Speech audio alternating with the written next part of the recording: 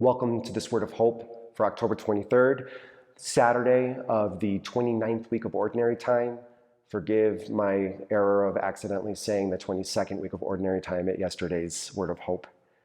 And as yesterday, as we were talking about sin and sometimes feeling that frustration of the hypocrisy in us, that John Paul II encourages us to continue to not let that us get in the way, and that holiness is attainable for all. That there are models of how to do it, and that we can do it too.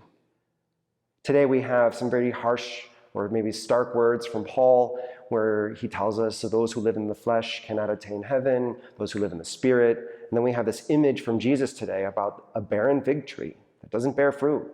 Should he cut it down?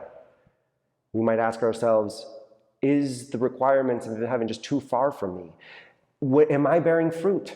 Am I in the spirit or am I in the flesh? I always look to another good friend of mine, John the 23rd, whose feast day we celebrated last week on the 11th of October.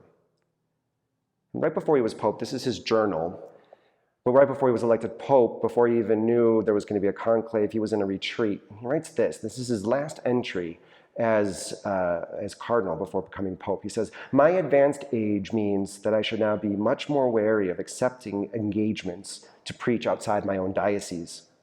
I have to write everything down first. This is a great effort, besides the constant humiliation of feeling my own insufficiency. May the Lord help me and forgive me." That's the key. We might not know. We might be feeling our inadequacy and might want assurances that it's all going to be fine, that we're all going to be good and in heaven. But it's precisely there where he has the key. Just easily saying, "May the Lord help me and forgive me."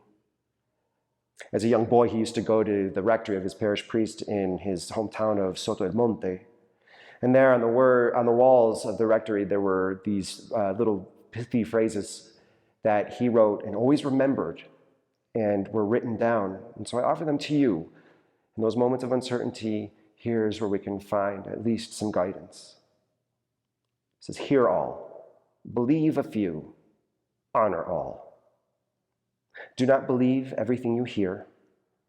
Do not judge everything you see. Do not do everything you can. Do not give everything you have. Do not say everything you know. Pray, read, withdraw, be silent, be at peace." Let us throw ourselves evermore into God's help, and that no matter what insufficiency we have, he can make up the gap. God bless.